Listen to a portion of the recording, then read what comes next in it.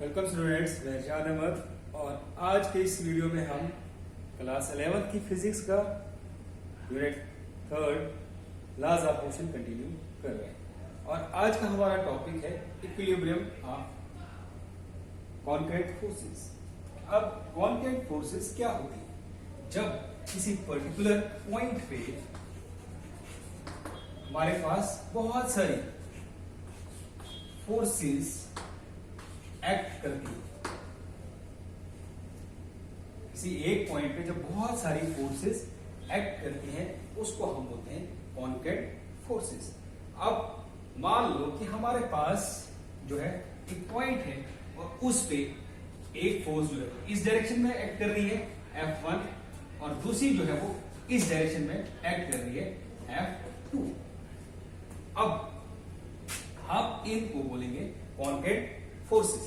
इसी तरीके से अगर हमारे पास एक पॉइंट है यहां पर और इस पे एक फोर्स जो है वो डाउनवर्ड डायरेक्शन में एक्ट कर रही है और एक इस डायरेक्शन में एक्ट कर रही है और एक इस डायरेक्शन में एक्ट कर रही है। यहां पर जो एंगल है वो इनके बीच में 180 बन रहा है और 180 बन रहा है तो हमें पता है कि यहां पर जब 180 होता है तो cos 180 जो है वो हमारे पास आता है -1 के बराबर। तो यहां फोर्सेस वो अपोजिट डायरेक्शन में, बट यहां पर जो है अगर हम यहां पर इसके बीच में एंगल देखें या मान लो यहां पर हमारे पास ये पॉइंट O है, यहां पर भी O है और यहां पर जो एक्ट कर रही है AO डायरेक्शन में फोर्स है, दूसरी डायरेक्शन है OB डायरेक्शन है और OC डायरेक्शन है।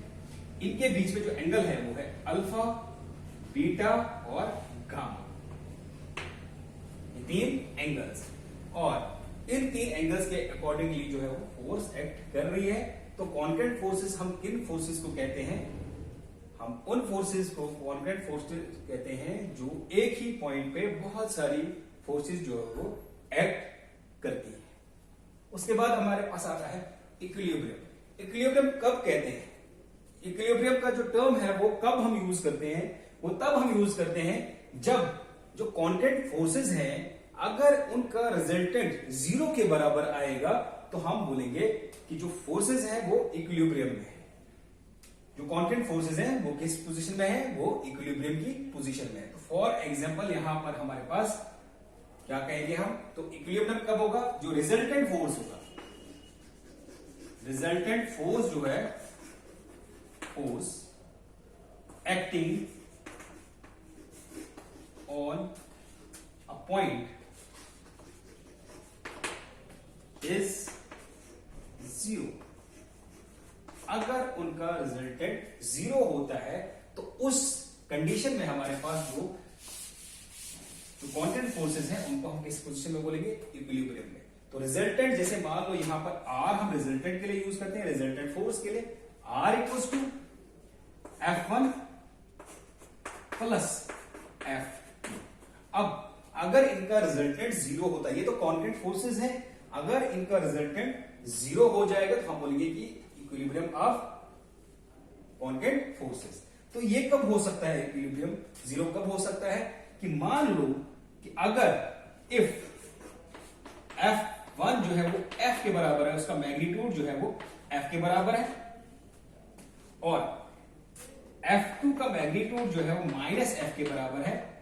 तो अब अगर हम यहां पर वैल्यू सब्स्टिट्यूट करेंगे तो क्या होगा? यहां पर भी F आएगा, रिजल्टेंट प्लस -F, क्योंकि ये दोनों अपोजिट डायरेक्शन में एक्ट कर रही हैं तो क्या होगा? इनके बीच में जो रिजल्टेंट होगा वो 0 आ जाएगा। अगर हमारे पास जो है कॉन्क्रीट फोर्सेस जो है वो उनका रिजल्टेंट जो है वो कितना आता है?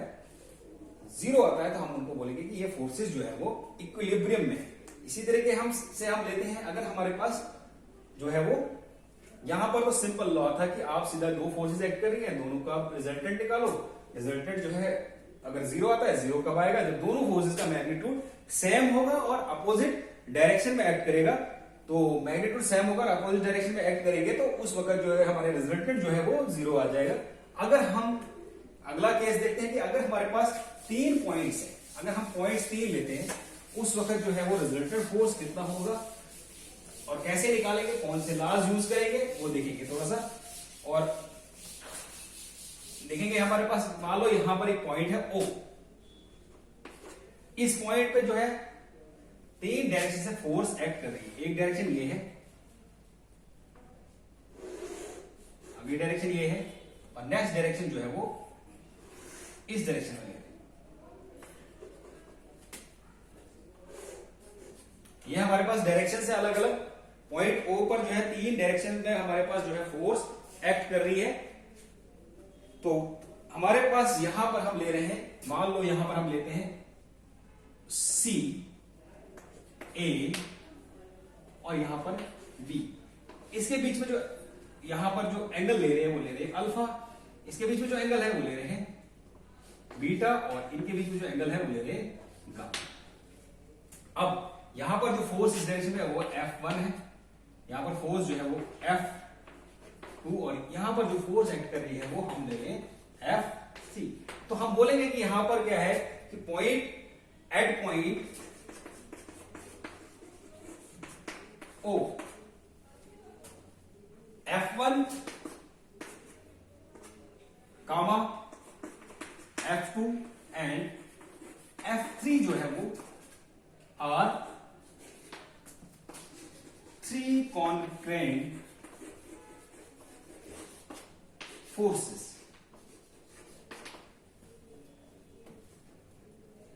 जो है 3 कॉन्करेंट फोर्सेस है। अब जो है वो इक्विलिब्रियम में कब होंगे? इक्विलिब्रियम में इनके लिए कंडीशन जो है वो क्या होगी हमारे पास? अगर हम यहां पर जो है प्लॉट करेंगे, हम अगर लॉ ऑफ पैरेललोग्राम यूज करते हैं वेक्टर्स में, तो उस वक्त क्या होगा हमारे पास? अगर यहां पर हम एक जो है रिजल्टेंट देखें यहां पर, और इसको हम ओ सी डैश लेते हैं। अब अगर हम पैरेललोग्राम लॉ यूज करते हैं वेक्टर्स में, इसके बराबर आएगा, इनको ज्वाइन करेंगे जब, ये पॉइंट क्या है सी डैश, ये पॉइंट ए, ये बी। अब यहां पर जो रिजल्टेंट फोर्स है वो किसके बराबर है? According to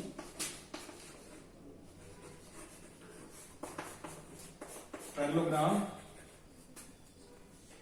law in vectors. अगर आप पैरेललोग्राम लॉ जो है वेक्टर्स में लगाएं तो क्या होगा? यहां पर जो रिजल्टेंट हमारे पास होगा, रिजल्टेंट जो होगा वो A vector plus O B vector equals to O C dash vector. अब ये हमने लॉ लगाया। अगर हम दोनों तरफ से क्या ऐड करते हैं? Adding O C both side, तो क्या बन जाएगा? ओ ए का वेक्टर प्लस ओ बी का वेक्टर प्लस ओ सी का vector equals to O C dash plus O C का वेक्टर। अब जो कि आप देख सकते हैं फिगर में, कि फिगर में हमने क्या किया, ये ओ सी है और ये ओ सी डैश है, दोनों एक अपोजिट डायरेक्शन में एक्ट कर रहे हैं। तो हमारे पास क्या आएगा? O A plus O B plus O C equals to 0। तो क्या होगा? ये अगर O C dash equals to minus O C के बराबर, तब जाकर हमारे पास रिजल्टेंट जो है वो क्या आएगा? इनका रिजल्टेंट जो है वो 0 आएगा। और आप बोल सकते हैं कि जो फोर्सेस हैं वो किस में है? वो इक्विलिब्रियम में है। तो हमारे पास अगर इनकी वैल्यू डालें तो क्या आएगा? ओ ए डैश में की वैल्यू क्या है? F1 plus F2 plus F3 equals to 0। तो ये कॉन्करेंट फोर्सेस है और उनका रिजल्टेंट जो है हमारे पास 0 होता है। इसी तरीके से अगर हम ये हमने जो है एक सिंपल जो है हमारे पास जो है वो दो इसके बीच में एंगल्स लिए हैं, और एंगल्स के लिए जो है इनका जो रिलेशन है कॉन्करेंट फोर्सेस का इक्विलिब्रियम में, ये लेमन्स ने दी थे, और लेमन्स ने एक थ्योरम दी थी। लेमन्स की थ्योरम जो क्या थी, उसने रिलेशन बताया था, ये भी थ्योरम है। थ्योरम क्या है कि जो इनका अगर रेशो निकाला जाए F1 अपॉन, और sine beta into equals to F2 upon sine alpha equals to किसके बराबर आ जाएगा? ये हमारे पास जो वैल्यू आएगी वो इनका रेशो जो है वो तीनों का बराबर होगा। उस वक्त रेशो बराबर आएगा हमारे पास। देखते हैं रेशो क्या होगा।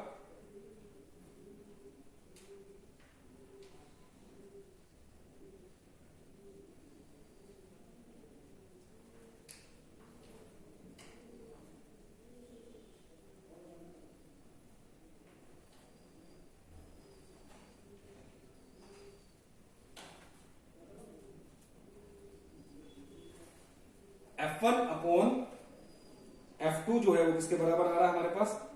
वो आएगा हमारे पास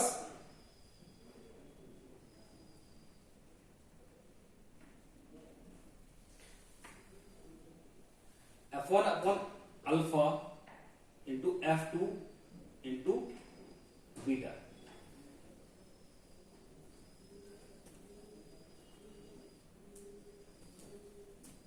और इसके बीच में angle sine alpha F2 upon, यहां पर साइन बीटा लेते हैं हम, तो sine alpha F3 upon sine gamma. ये रिलेशन दिया था किसने? लेमीज ने, और उसने थ्योरम बताई थी। लेमीज थ्योरम क्या थी? एंड जो एक रिजल्ट है उसके अकॉर्डिंग क्या है कि अगर तीन कॉन्क्रीट फोर्सेस एक्ट कर रही है तो उसने एक रिलेशन दिया था। और रिलेशन क्या था कि जो अल्फा है वो किसके बीच में फोर्सेस हैं? वो फोर्सेस हैं F2 और F3 के बीच में। यहां पर जो है, सॉरी थोड़ा सा ये चेंज करते हैं। यहां पर जो है हमारे पास आएगा अल्फा, यहां पर बीटा, और नेक्स्ट जो है हमारे पास आएगा गामा। और यहां पर जो फोर्सेस है वो क्या है? F1 जो है वो किसके बराबर है? F1 में जो है फोर्स एक्ट कर रही है OA डायरेक्शन पे, F2 जो है वो OC डायरेक्शन पे, और F3 जो है वो OB डायरेक्शन पे एक्ट कर रही है। और जो एंगल है अल्फा जो है वो किसके बीच में एंगल है? अल्फा जो है वो एंगल किसके बीच में है? F2 और F3 के बीच में। और बीटा जो है वो एंगल हमारे पास F3 और F1 के बीच में है। और उसके बाद गामा जो है वो हमारे पास, सॉरी जो बीटा है वो एंगल है हमारे पास F2 और F1 के बीच में है, और गामा जो है वो F3 और F1 के बीच में एंगल्स है।